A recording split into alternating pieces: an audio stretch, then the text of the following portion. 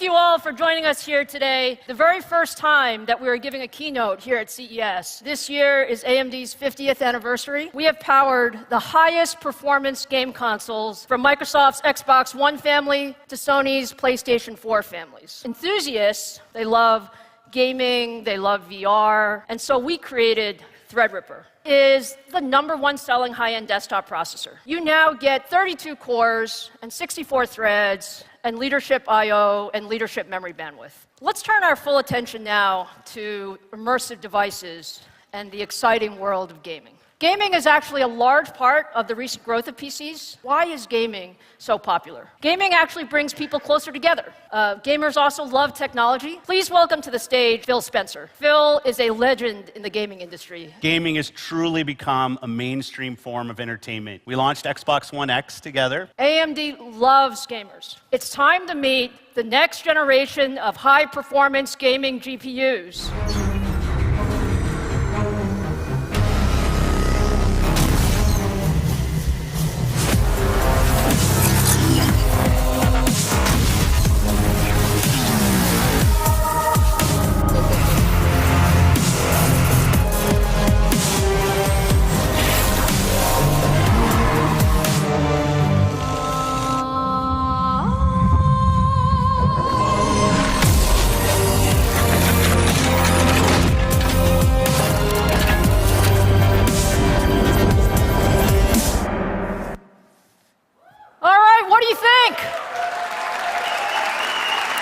Today, I'm really happy to show you for the very first time AMD Radeon 7.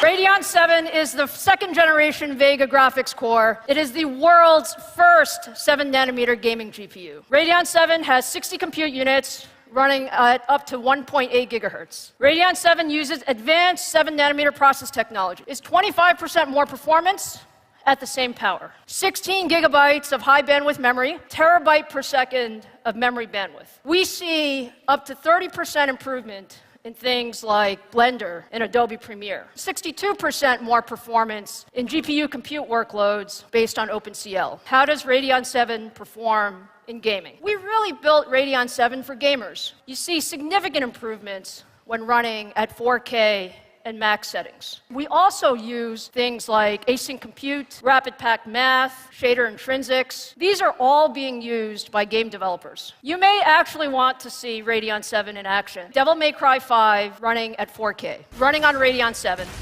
And it's the latest version of the successful Devil May Cry action-adventure feature series from Capcom. We have the frame rates up there in 4K ultra settings, way above 60 frames per second. Gamers who want to run AAA titles in 4K at max settings will be really happy with Radeon 7 and how it performs compared to the competition. And it's very competitive at both DX11 and DX12 games. And today we're working on something even much more ambitious with The Division 2.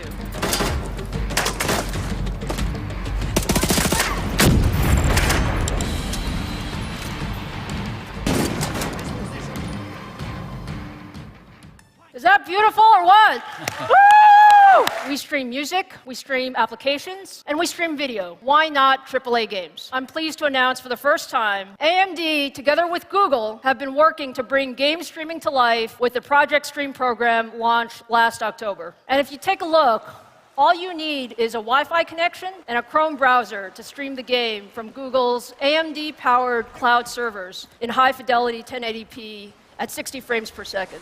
Is that beautiful or what?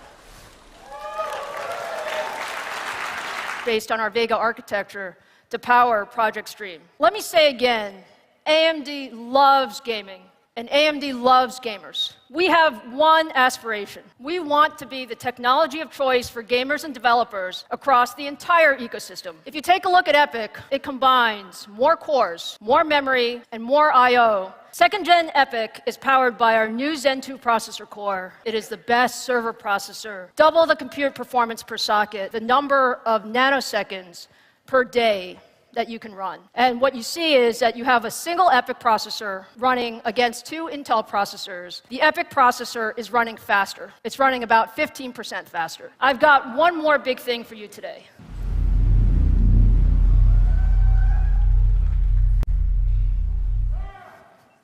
Are you guys excited about Ryzen?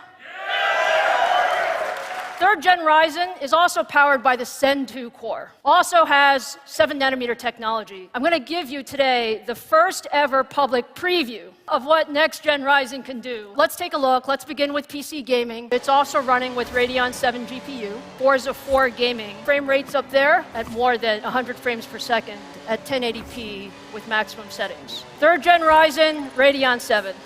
What do you think? Thank you very much, James. Good job. You didn't crash. Thank you. He was worried, by the way. I was worried too.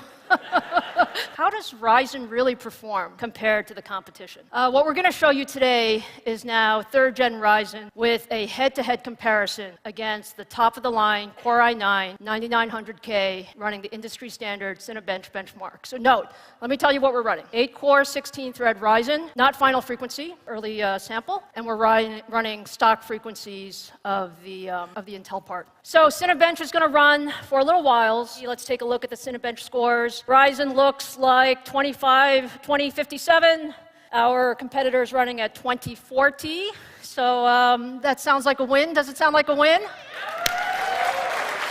So you can see that the system power of third gen Ryzen is running actually about 30% lower than of the competing system. Now you really see the power of 7nm technology. As you can tell, I really love building chips, what third generation Ryzen actually looks like. Take a look. For the first time, we will show you how Ryzen looks under the hood. It's different from what you normally expect. So the smaller die is our 7nm Zen 2 processor die with 8 cores and 16 threads. The larger of the dies is actually our I/O die. This I/O die is specifically designed for the PC market and for desktops, and it feeds the data between the Zen 2 engine and the rest of the system. Next gen Ryzen will also be the world's first PC platform to support the ultra-fast PCI Express Gen 4 standard. What do you think?